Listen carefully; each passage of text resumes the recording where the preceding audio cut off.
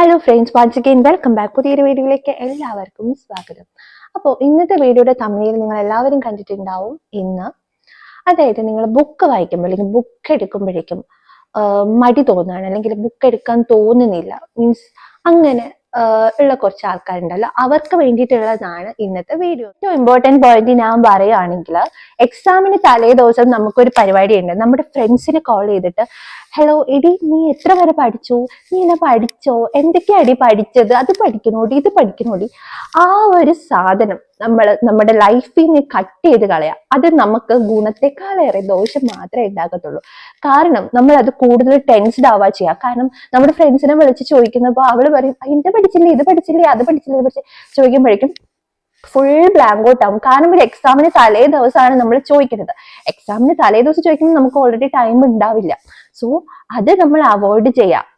നീ ചോദിക്കണമെങ്കിൽ ഒരു 5-6 ദിവസം മുന്നേ ചോദിക്കാം, എന്തൊക്കെയാണ് പഠിക്കേണ്ടത്, എന്തൊക്കെയാണ് ഇമ്പോർട്ടൻറ്റ് ടോപ്പിക്സ്, അത് നമ്മൾ ഒരു 5-6 ദിവസം മുന്നേ ചോദിച്ചു വയ്ക്കാം. അല്ലാതെ എക്സാമിന് തലേ ദിവസം വിളിച്ചിട്ട് ഫോണിങ് പരിപാടി ആ സംഭവം നമ്മുടെ ലൈഫിൽ നിന്ന് കട്ട് ചെയ്ത് കളയാം. അത് ഞാൻ എന്റെ ലൈഫിൽ നിന്ന് പഠിച്ച കാര്യം. ഞാൻ ഒരിക്കലും ഒരു ഫ്രണ്ട്സോട് എന്താ പറയുക, വിളിച്ച് ചോദിക്കുക, എടുത്തേക്ക് അങ്ങനത്തെ പരിപാടി. കാരണം ഇത് കൂടുതൽ ടെൻഷൻ ആക്കുകയും ചെയ്യും. നമ്മൾ എപ്പോഴും തലേ ദിവസം, എക്സാമിന് തലേ ദിവസം തന്നെ കംപ്ലീറ്റ്ലി കൂൾ ആയിരിക്കണം. ഒരിക്കലും നമ്മൾ അനാവശ്യ ടെൻഷൻ നമ്മുടെ ലൈഫിൽ കൊണ്ടുവരാതിരിക്കാം.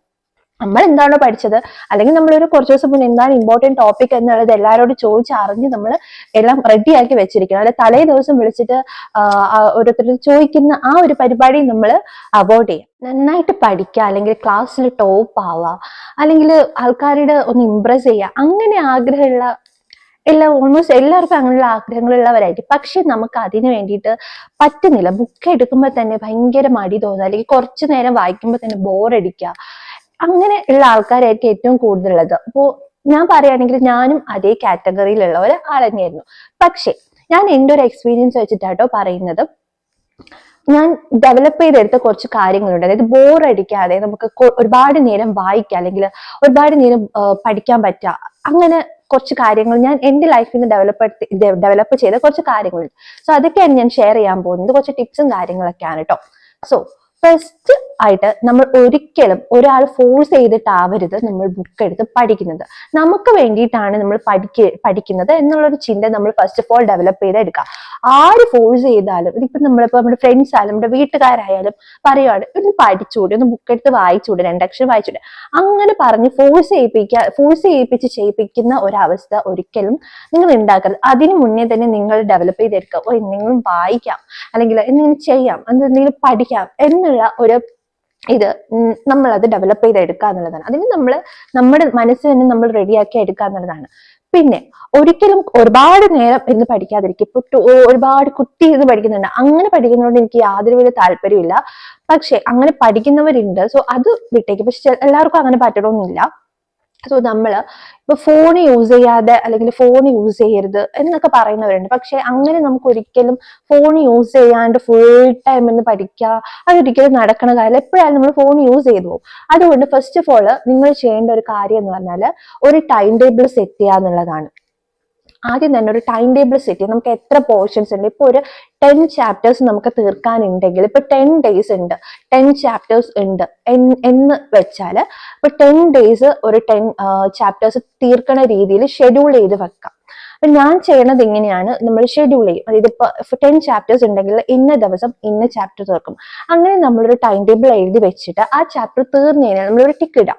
അപ്പൊ നമുക്ക് ആ ഒരു ടൈമിനനുസരിച്ച് നമുക്ക് ആ ഇന്ന പോർഷൻസ് കംപ്ലീറ്റ് ചെയ്ത് എടുക്കാൻ പറ്റും. സോ നമുക്കിപ്പോ ഒരു ദിവസം നമുക്ക് എങ്ങനെ പോയാലും നമ്മൾ ആ ഒരു ചാപ്റ്റർ തീർത്തിട്ട് തന്നെ കിടക്കാൻ ശ്രമിക്കാം.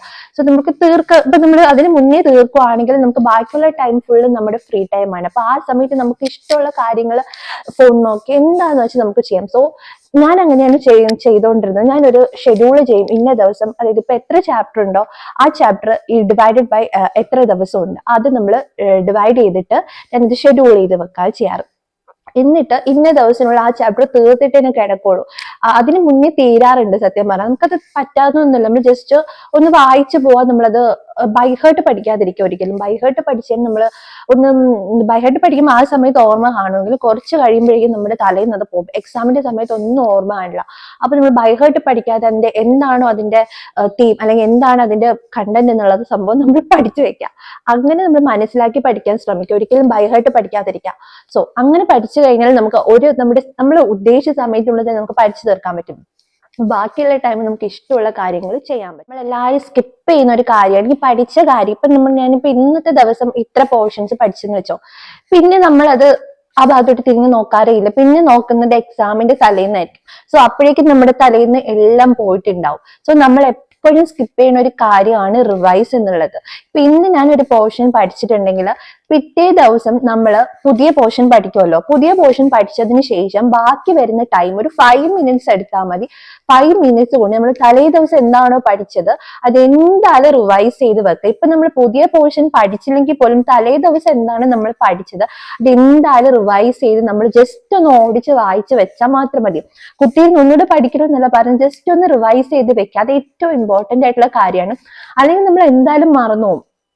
എന്തായാലും അത് മറക്കും. അതുകൊണ്ട് നമ്മൾ എന്തായാലും റിവിഷൻ എന്നുള്ള സാധനം മസ്റ്റ് ആയിട്ടും ചെയ്തു വെക്കും. സോ ഇങ്ങനെ റിവൈസ് ചെയ്ത് കഴിഞ്ഞാൽ നമ്മൾ എല്ലാ ദിവസത്തെ ടോപ്പിക്കിന് മുന്നേ പഠിച്ച കാര്യങ്ങളെല്ലാം അന്നേ ദിവസം എടുത്ത് റിവൈസ് ചെയ്ത് പോവുകയാണെങ്കിൽ എക്സാമിന് തലേ ദിവസം ആകുമ്പോഴേക്കും നമുക്ക് എല്ലാം നമ്മുടെ മെമ്മറിയിൽ സ്റ്റോർ ചെയ്തിട്ടുണ്ടാവും. നമുക്ക് ജസ്റ്റ് തലേ ദിവസം നമുക്ക് എല്ലാം കൂടെ എടുത്തൊന്ന് വായിച്ചാൽ മതി. പിന്നെ പറയുകയാണെങ്കിൽ നമ്മൾ ഒരിക്കലും നമുക്കുള്ളൊരു കഴിവുണ്ട്, നമുക്കുള്ളൊരു എബിലിറ്റി ഉണ്ട്. ഓക്കെ, അത് നമ്മൾ വിശ്വസിക്കുക. നമ്മുടെ ഒരു എബിലിറ്റിയിൽ നമ്മൾ വിശ്വസിക്കുക. ഒരിക്കലും വേറൊരു കുട്ടി അല്ലെങ്കിൽ വേറെ കുട്ടി ഇത് ഇത്ര പഠിക്കുന്നുണ്ട്, അവൾ ഭയങ്കരമായിട്ട് പഠിക്കുന്നുണ്ട്, സോ അവരുമായിട്ട് കമ്പയർ ചെയ്യാണ്ട് നമ്മളെ കൊണ്ട് പറ്റുന്ന രീതിയിൽ നമ്മൾ പഠിക്കുക, നല്ല മാർക്ക് സ്കോർ ചെയ്യുക എന്നുള്ളതാണ്. അല്ലാണ്ട് ഒരിക്കലും നമ്മൾ വേറൊരാളെ കമ്പയർ ചെയ്ത് പഠിക്കാതിരിക്കാം.